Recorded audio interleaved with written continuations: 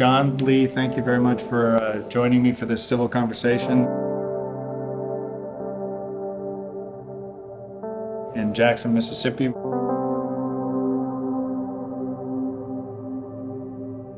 We're inside the museum that houses both the Museum of Mississippi History and the Civil Rights Museum. We're in the civil rights part.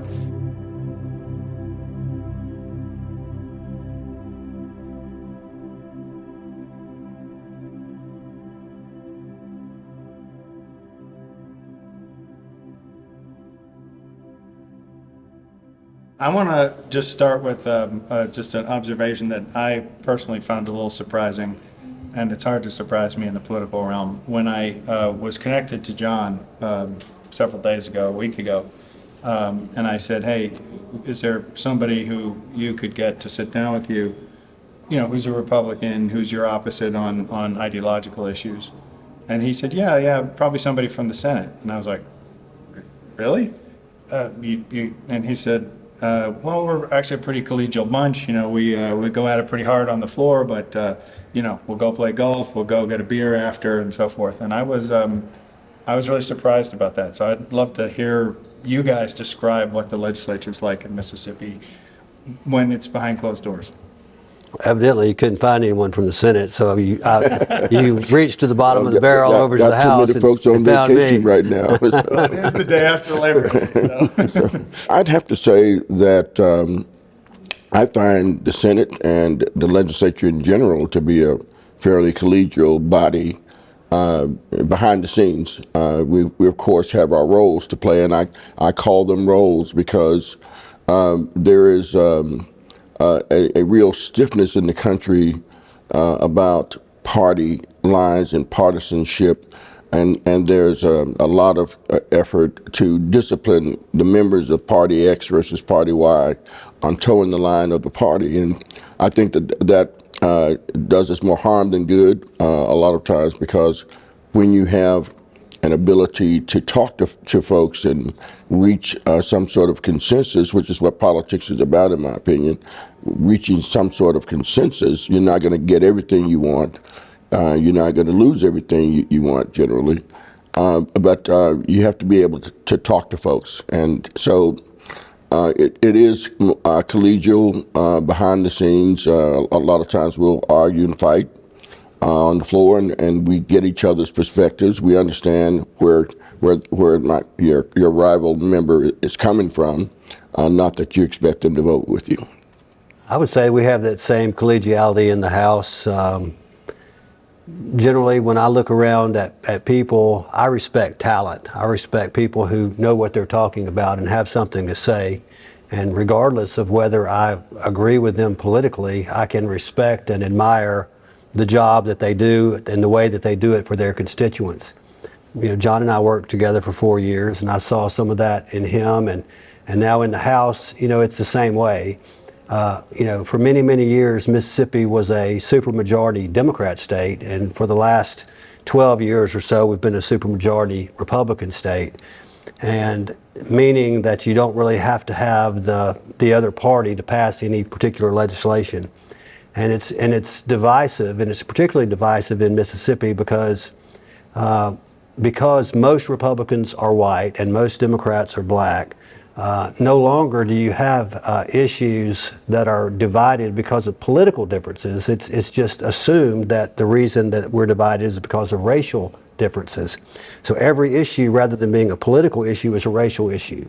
And that's very difficult. I would say 80 to 90% of all bills, you would find Democrats and Republicans voting together, getting the business of the state done, and then there's probably 10 to 15% of the bills that are contentious and seek to do something that the other side doesn't want to do. And so those are the issues that the media jumps on and thrives on, not so much the fact that we're working together and we're getting along the rest of the time. I'll say that 95% of the issues that come before the legislature, you have unanimity from both parties on. Yeah. Could you give some examples? Well, just things like the support of certain agencies, changes that we want to make in certain agencies, routine bills that are just tweaking something in common law. But the wedge issues are, you can look at things like critical race theory, or where we come down on the abortion issue, where we come down on gun rights. Those are big wedge issues, and that's what sucks all the air out of the room. In this past year, the big wedge issue was the city of Jackson and what should be done to help with the water problems and the sewer problems and the crime problems and the garbage pickup problems, and should the state step in, and we have expanded a Capitol police force that operates within the city of Jackson around the Capitol complex. But it kind of works, not under, but works beside the Jackson Police Department. And the Democrat Party is pretty resistant to anything that takes resources away from the city of Jackson. And then you have the Republican Party, who is trying to find a way to solve these problems. And so, and we disagree on how to get it done. Yeah, and that's a great issue, a great subject to bring up, because everybody realizes something needs to be done with the city of Jackson. Can you, just for the viewers that don't have the background, what's going on in Jackson that would provide context? Well, Jackson is, to many people's way of thinking, is suffering from a leadership void.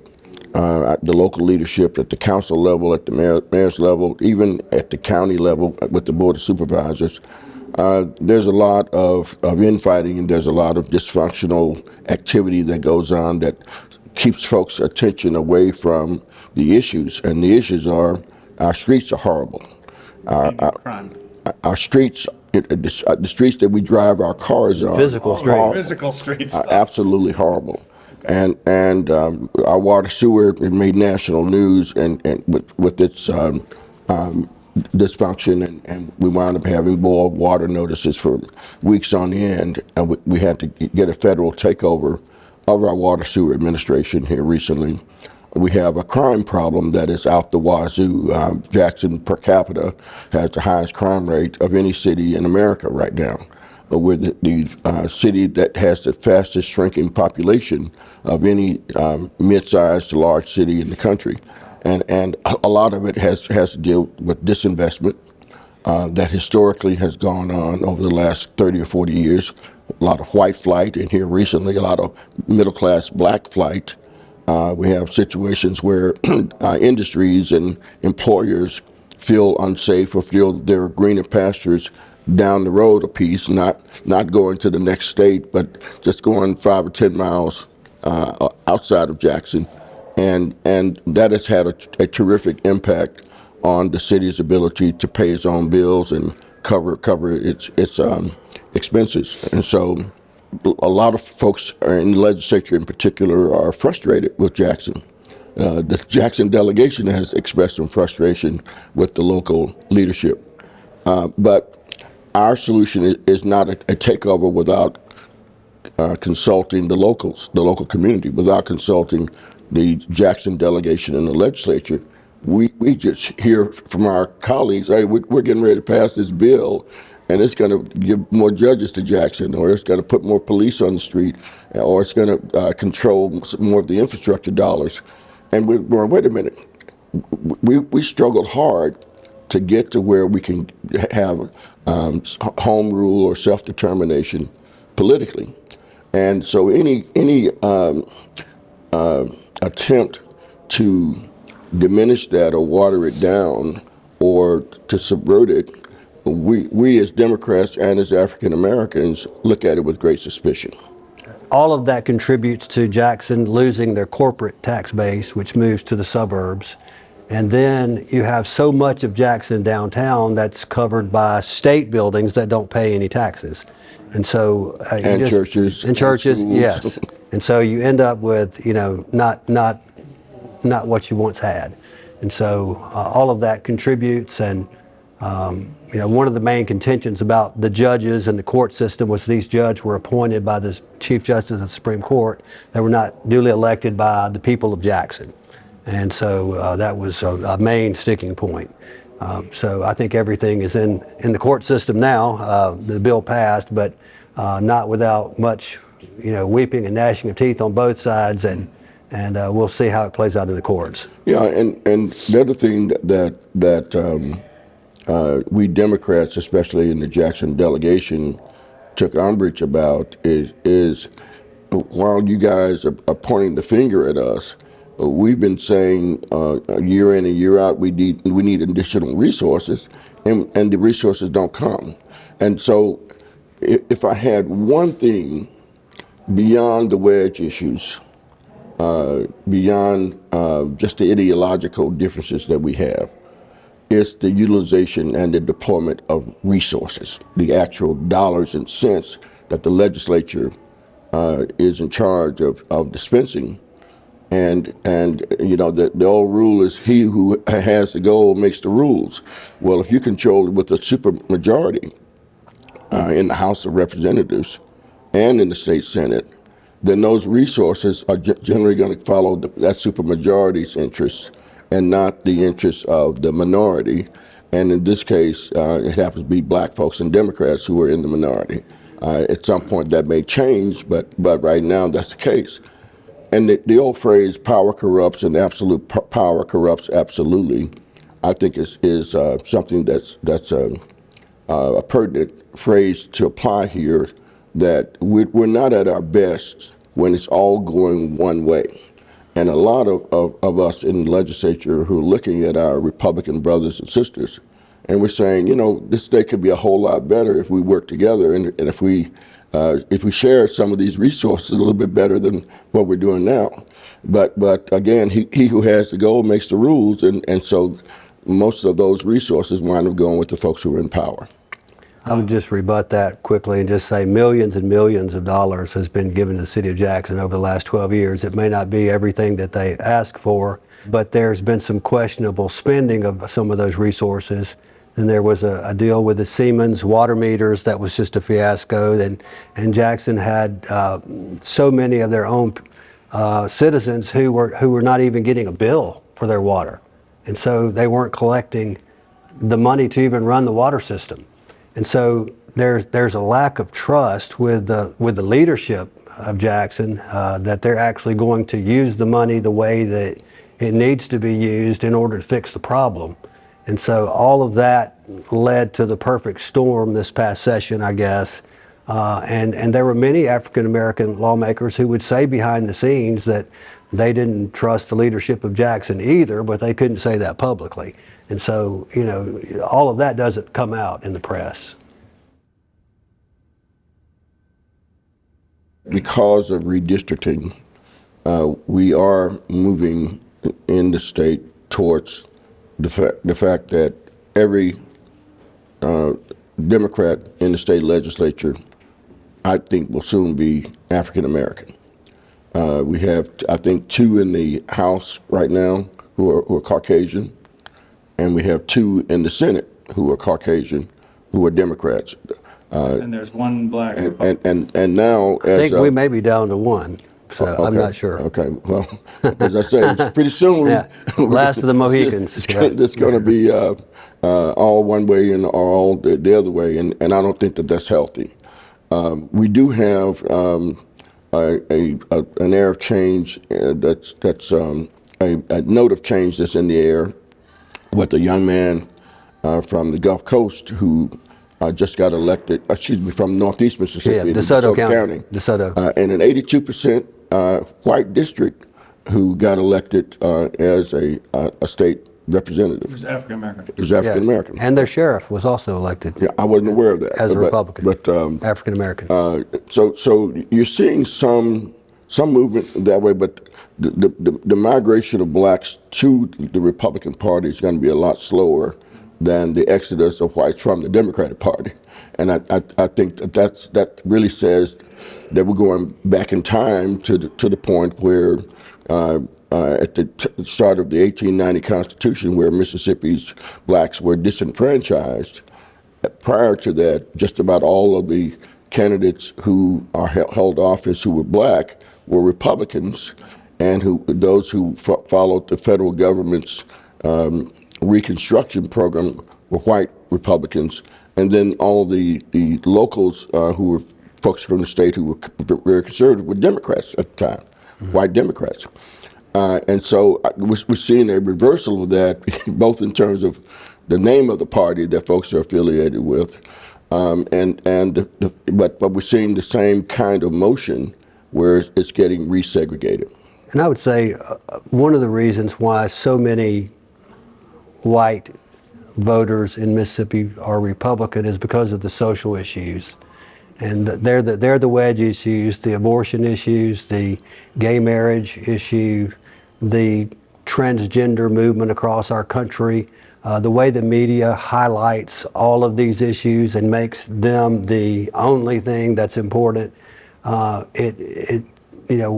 in the buckle of the Bible Belt, and you have many folks who, they don't understand everything, but they understand that. And they want to stand up for what they believe is right, and they see in their minds the Republican Party doing that. And I'll say, to me, it goes deeper than that.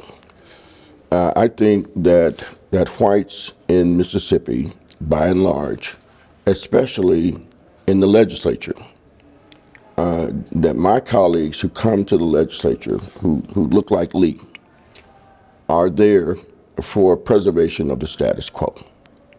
And people look at me like, oh, no, you don't know what you're talking about when I say something like that. But when I look at the policies, the programs, the way that things are funded, where the funding goes, who winds up kind of benefiting from the actions of the legislature, it has flowed from a class of people who have been in power and have gotten used to being in power, who like being in power, and who want to stay in power. And so, to me, most of the actions, a lot of times, I think people subconsciously don't even realize it, but it's about preservation of the status quo. We're not trying to change Mississippi to where we're ensuring that all the poor people in the state have a good shot at health care, a good shot at employment, a good shot at being able to climb the way up. It's almost as if our state routinely declares war on the poor. And since a lot of black people are disproportionately poor, that concerns me, and so it's about where the resources are going and the policies of the state. Another perfect example of a big issue, this welfare reform and this big scandal that we had in our welfare program, where over $70 million that we know of was misappropriated and misspent, given to folks in privileged positions who should not have been anywhere near any welfare money, any temporary assistance for needy families money. But that money would go towards pet projects of leaders and folks who had the inside track, while at the same time, we kind of look the other way on those resources not going to the people that need them. And then on top of that, the folks who need those resources have to go through holy hell to get certified. They have to be recertified year after year after year. And there's some requirements that are unreasonable for anybody to try to have to live up to, that they're required to live up to. So 90% of the folks who should be eligible, who are eligible for temporary assistance for needy families, are turned down. They're turned down by the same state that's given in contracts and other perks all this money that should be going to the poor, to the folks who are privileged. And I respect and admire John Horhn, Senator Horhn, your perspective and your experience. In the last 12 years, since Republicans have been in control and had a supermajority, because prior to that, the previous 150 years was Democrat control. In the last 12 years, from our third grade to fourth grade reading scores, we've moved from 50th in the country to 21st. It's called the Mississippi Miracle. We've put more money in public education over the last 12 years than ever. So if you look at our state's budget, more than 80% of our budget is on Medicaid and public education. And I would say we're putting our money where our mouth is, and I don't know how we could put much more money on Medicaid and public education. We are focusing on those issues. We have given teachers the largest pay raise in Mississippi history. We have made public school a priority. We are doing everything that we can to give everyone a hand up rather than a handout, to give everyone an opportunity, to give them hope, to have the kind of life that everyone dreams about. We want every Mississippian, red, yellow, black, or white, to experience the American dream, where they have all the tools that are necessary. They have a good public education. They have a chance to excel and to succeed. And we are focused on those issues. And to say that we're not, I just think I'm looking at a different session each year than some, because we are putting the resources there. Now, there may be a special pet project here or a special pet project here that we may disagree on, but the bulk of our money goes to Medicaid and public education. Yeah, and to that, I would say that Mississippi has made some improvements. Have we done enough? No, we have not. We haven't even come close. But to me, it is unconscionable when we have a federal program that was established to expand Medicaid to the working poor. We have almost 300,000 working poor in Mississippi that don't have health care coverage. We have left over the last 10 to 12 years about $14 billion on the table from the federal government, where the first 3 years we had accepted Medicaid's expansion and drawn down that money, it would have created another 9,000 additional jobs. Our own state economists have told us that the program will pay for itself, but our Republican leadership has said, no, we're not sure if we can count on the federal government to do what they say they're going to do. Now, we've been running the Medicaid program for 70 years in the country. Never has a state not gotten its federal match from the federal government to cover its Medicaid expenses. But for political reasons, we, and through generally the actions of one or two guys, this governor and his predecessor, who've said, under no circumstances are we going to expand Medicaid because the federal government may not keep his word. And yet, we've got hospitals in rural communities that are in danger of closing, where folks who are already in a marginal health care environment are even worse off now. We don't have places where mothers can deliver babies in Mississippi and parts of the Delta right now. We have issues with, we're the poster child for what ails America in Mississippi. And the fact that we are not pulling down resources that can help us close the gap for the working poor. And this is not folks looking for a handout. These are folks that are working two jobs trying to keep a family of four together. And so when I said, it's almost as if we have declared war on the poor. Example, our governor, during the height of the pandemic, cut off folks' unemployment benefits. He said, your rental assistance is no longer needed. Get back to work. You're not going to get utility assistance, even though you've been out of a job for 6 months. You're not going to get this help. There's money in Washington with Mississippi's name on it that the state of Mississippi will not draw down because it's intended to help poor people. That's the only reason I can figure why we want to draw this money down. It's there, it's available for us. All we have to do is say yes, and we say no. It's a difference in opinion between Republicans and Democrats on what the role of government is, what the size and scope of government should be.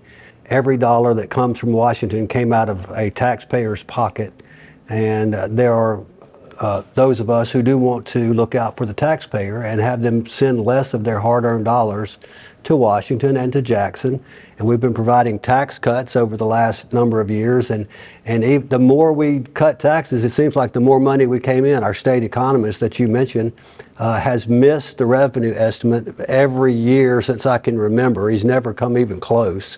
And we've always taken in much more money than we've needed.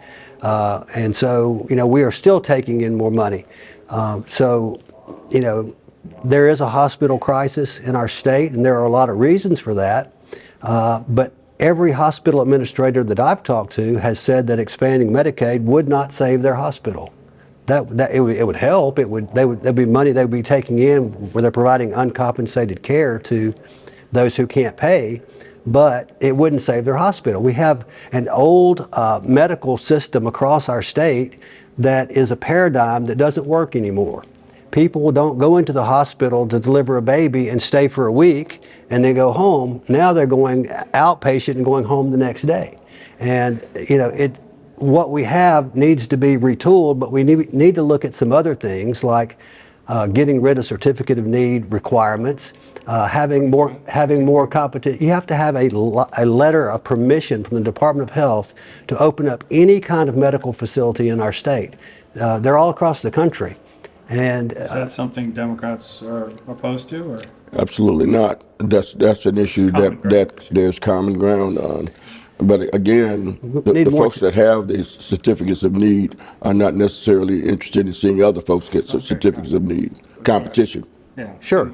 So we're trying to address those problems, but we want to see people have opportunities to not have to rely on the federal government for their livelihood, to not have to rely on the federal government for their insurance, to not have to rely on the federal government for their food. And we want to help the people that are genuinely needy.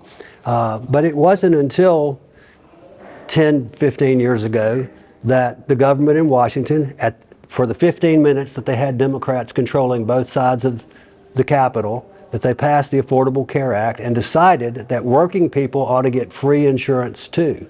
Free to them, but not free to the taxpayer. If you look at our neighbor, Louisiana, they have just added about 600,000 people to their Medicaid rolls. Over half of the state of Louisiana is now on government health care. That's not the direction that we need to be going. We need to be trying to have better jobs, more quality education, better opportunities so that people can make their own living and pay their own way and help pull the wagon instead of riding in the wagon. Yeah, and I agree that ultimately that's where people want to get to. But in this state, there is an inordinate amount of poverty. And there, we tout, we've done improvements on the third grade reading level, which is great. But we're not there yet. And in the meantime, we need to have the kinds of safety nets that folks need in order to be able to live and to survive. You cannot survive on a family of four, giving that family $268 a month for the SNAP program, this Supplemental Nutrition Assistance Program. Now, do I want those folks on that program for the rest of their life? Heck no. But if you fall into a bad patch, there ought to be a safety net there that's adequate to save you. And so often what we find is folks go into underground economies. They drop out completely. They get into a life of crime. They're going to find a way to try to make ends meet. And a lot of the things that are the ills of our state that show up in the way of criminality or institutionalization can be solved, I think, with better policies that present reasonable paths forward for folks to get to economic self-sufficiency and viability. Now, I go back to the fact that on the day that we had the announcement that there was a welfare fraud, the largest scandal in the state's history. It was on the day after the previous governor who had appointed the folks to run these programs left office. The following day after that, in our finance committee meeting, we had a bill to come forward that would give our state auditor the authority to audit, I call her Big Mama. A little old lady who's got her grandchildren that she's trying to hold, knit, to keep the family together. There's a need for health care. There's a need for assistance. She's on Social Security and not much of that. So she needs help. And so there's a bill that came to give the state auditor the ability to audit this woman if she were to get an extra $50 inadvertently because a COLA, a cost of living adjustment, went up and she didn't report it. This is the day after the biggest scandal was announced by this same guy, this same state auditor. It's his bill. This is our response to the worst Medicaid fraud in the history of this. We haven't put forth a bill yet to address the Medicaid fraud and making sure that it stops. It never happens again. We're going after Big Mama instead. Let me make a comment on that. There is a very active investigation going on by the feds about this very issue. People have already pleaded guilty and gone to jail, and we all want to denounce those activities and totally disassociate ourselves with the way that money was used. But at the same time, to say that it was a coordinated effort to corruption ought to be targeted from top to bottom, from the greatest expense to the least. And it was sure probably bad optics for that bill to have come out that day, but I would not think that it just originated that day. It was just a coincidence that it was that day that it came out. But to say these other things are being investigated. They're active. They're ongoing. We have someone in the blog system here who's won a Pulitzer Prize for covering this, and made some pretty outrageous statements in that coverage that have yet to be proven, and their organization has had to reverse course several times. But at the same time, it's being investigated. We condemn it. We don't want money spent that way. We want TANF money to go to people who need temporary assistance for needy families. That's TANF. Yes. Mm-hmm. To say that happened, that's not part of the Republican plan. It's not part of the Republican platform. We don't condone money being stolen. We want it to be investigated. We want the light to be shown on every inch of that. But at the same time, we also want the auditor to be able to find problems wherever they may exist.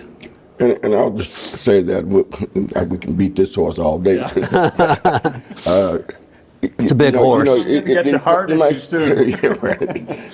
So to say that it was coincidental begs the question. I've been in this process long enough to know that you don't introduce a bill one day, pass it out of committee the next day, pass it off the floor of the full chamber the next day, and then send it to your companion chamber, unless it's high priority. So that happened in the Senate, and that's his purview, and I'll leave that to him. And it was taken up quickly in the House as well. But what I'm saying is, it wasn't coincidental. It was a deflection. This is a lot of conversation about economics, which is great because that's always sort of hidden in politics. But That's where the devil is. well, yes, and yet, as you said, I want to come back to something you said, that the national media and the national parties have created a kind of set of wedge issues. I'm sure it's not the first time in our history, and that these wedge issues you have to deal with if you're a politician. I'm wondering if there's places of common ground on some of them. So we talked a bunch about schools and how the third grade reading scores have gone up substantially in Mississippi in the last several years. The question of how you teach about racial history and the question of how you teach about people with different lifestyles than the quote-unquote norm, gay, transgender, whatever, and where that is taught is obviously a huge hot button issue. The Florida law that said you couldn't teach about anything to do with sexual orientation or transgender identity to third grade and under is something that I've asked about in almost all of these conversations. And to my surprise, most Democrats that I've talked to, just regular people, are like, yeah, I don't have a problem with that law. So I'm curious about both the how do you teach about race and how do you teach about how and when do you teach about, and what do you do if a kid asks a question about homosexuality, like my friend has two dads? Well, I think that I see a lot of history repeating itself right now in this country.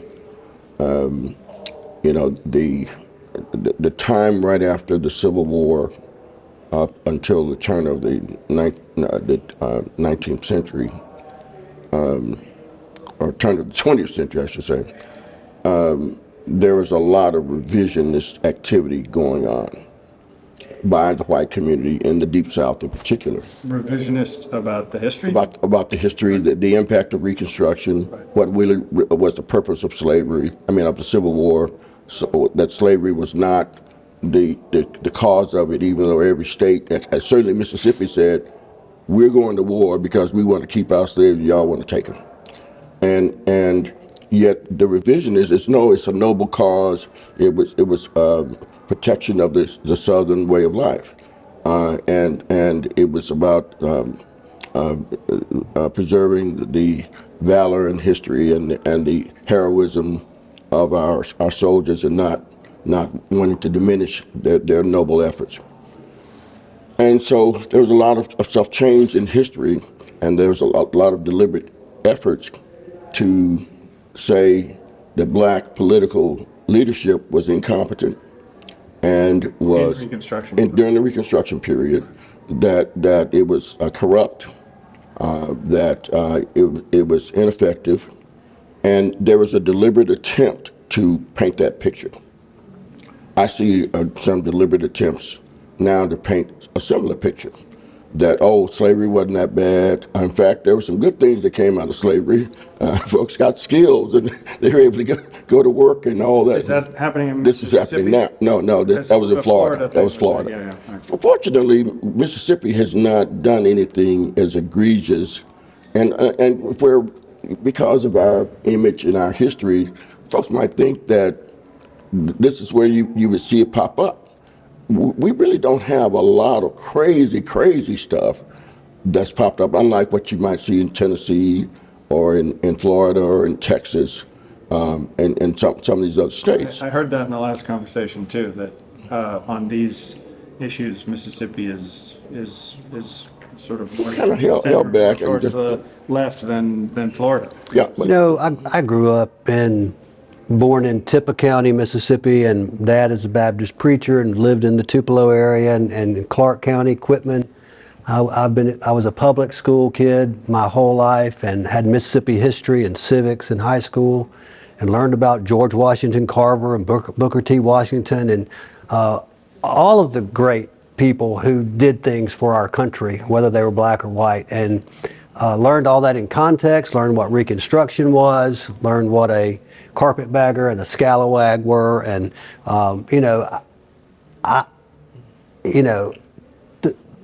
this notion that history's trying to be rewritten, I have not seen that. I haven't seen it. I see the good, the bad, the ugly. Slavery is something that never should have happened. It's something that is still affecting our country today. It affects race relations. It affects all these issues related to poverty and breakup of the family. All of those types of things are a result of slavery.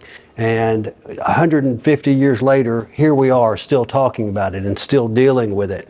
And it's up to people like John and me to come together and say, hey, how can we work together and how can we try and make this better? Because, that's not who I want Mississippi to be remembered as.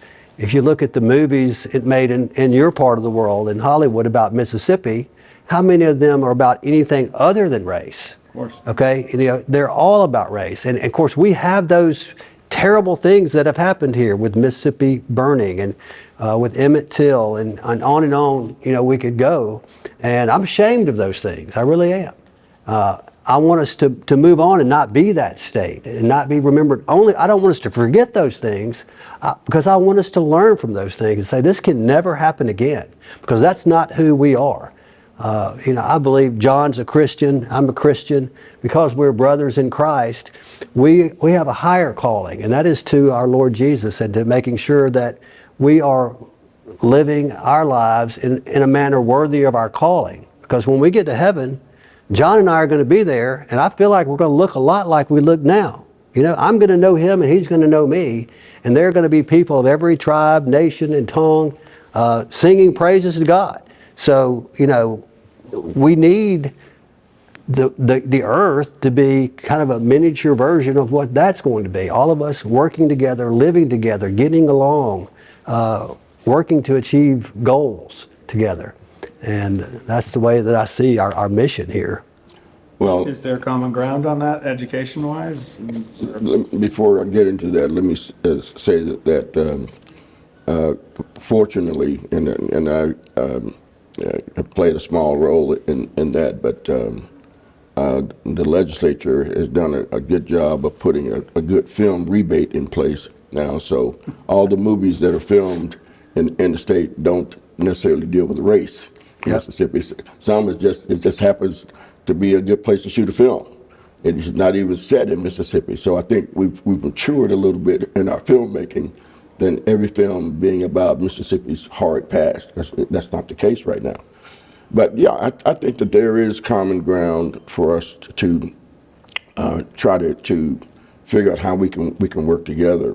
But in order to work together from a position of healing, then we've got to tell the truth. And it's ugly and it's painful and it's as unsavory as it might be for some and probably for all of us. It's an unsavory history. And we've got to tell that history. We can't ignore the history. We can't pretend it didn't happen. We can't smooth it over and just not discuss it because it makes Timmy feel bad. Timmy's going to feel bad if Timmy understands anything about the trueness of his history in America. And Timmy could be black and Timmy could be white, but it's not a happy history in all instances, and we've got to be upfront and candid about that. It sounds like Lee agrees with you, but I think we're in agreement. But things Shocker. like a critical race theory piece of legislation that was something that Well, was just to first gin of up all, the that base. legislation didn't deal with critical race. deal with It was anything. just in the title. It was Correct. just But that was a wedge issue. but it was enough to create a stick of dynamite in the room. Oh, it blew up the whole place. I mean, the bill actually said, when can you just give a little history? Sure. Because we don't. yeah. So there was a Outside bill. Mississippi. There was a bill. The title of it was a bill to not allow the teaching of critical race theory in Mississippi public schools. And then the actual language of the bill was changed, or the ultimate version of it basically said, you cannot teach that one race is superior to another. That was the only thing in the bill, but the title Right. got everyone all bent out of shape. But there again, our good friends in the Republican Party, and I admire this. I really do admire it. The discipline that these guys have, and the fact that, okay, you got these 5 issues. They're coming down from on high, wherever on high is, and it's rolled out in every state and every legislature. And the media plays this role, but these guys have a lot of discipline. They're given their marching orders and they march, no matter whether it makes sense or not. There are plenty of times when my colleagues will, just like Lee mentioned a minute ago, they'll come and say, John, I know this is a bad bill, but I got to vote for it. Because they told them I got to vote for it. And you're going, dude, well, if you know it's a bad bill, why can't you use your own better judgment and not support the bill? I got to vote for this bill. And that again, I admire that kind of discipline that the Republican. I wish the Democrats had more discipline, Well, because we're totally in disarray right now. I would say in the same regard, with the bill that expanded the Capitol Police jurisdiction, which would have put another 150 officers in the middle of Jackson, there were African American legislators coming to the chairman saying, I really support that, and could you put my house in that district? Could you put my grandmother's house in it? But I got to vote against it. I got to vote against it, but I want it to pass. It's a two-edged sword. So, we see some of that same thinking amongst Democrats. But it's happenstance. it's because it's politics. It's happenstance. Politics, You know, poly from the difference- Latin meaning many, and ticks meaning blood-sucking parasites. Well, there are a lot of ticks running around. but I'll say this, that with Democrats, that thought process may be more organic than anything else. It's not coming from on high, not anywhere in Mississippi, because the party is just in disarray. But there's a party discipline that is very admirable on the part of Republicans. They have their agenda, they stick to it, no deviations, no amendments. As much as possible, they stick with whatever they came out of the room with. And that's for good or ill, that's kind of the way it rolls. What about LGBTQ issues? We're all confused. We're all confused. So teaching in We're just now learning about the L and the G and maybe the B, and the rest of that stuff is kind of way out there. So no. well, let's start with something simpler: gay marriage. Yeah, that's a wedge issue. The interesting thing that may be a situation where nationally Democrats are supposed to be for gay marriage. They're supposed to be for abortion, and a lot of Democrats, in terms of their personal beliefs, they're nowhere near believing that ought to be the way that the national party has been recognized to believe it. And so a lot of Democrats are caught between a rock and a hard place when it comes to these very personal issues about sex and about gender and about orientation. We're just as confused as the rest of the country. I think a lot of us just wish that the issue would not be something that we have to. It should be someone's personal decision that they decide in their bedroom or in their home or in the privacy of their own confines, but that government should have a diminished role in terms of how it approaches that. I think that the Republicans maybe feel a little that we've got to get involved. This is about to tear our country up. We got to stop this. I think that's kind of their attitude. But Democrats are not monolithic in their thinking about abortion, nor about gay rights. What do you think? Well, I think there's been an onslaught by the media, by Hollywood, to normalize the homosexual lifestyle and to put a gay character in most programming, so that if you don't have a gay character in your programming, then you're not eligible for an Oscar or you're not eligible for a prize. And, I think I'm trying to evolve in my thinking because I grew up, that's wrong. It's wrong to be homosexual. It's wrong to do all those kinds of things. And marriage is between a man and a woman, and Based in religious beliefs. based on religious beliefs. And while I could find some room, in my thinking for civil unions, and I didn't want to keep a person from somebody they love who was dying in a hospital because they weren't the next of kin. I mean, I don't want to be cruel, but at the same time, that's not what a marriage is. That's not what a family unit is to me. It's a mother, father, kids, whatever, traditional family.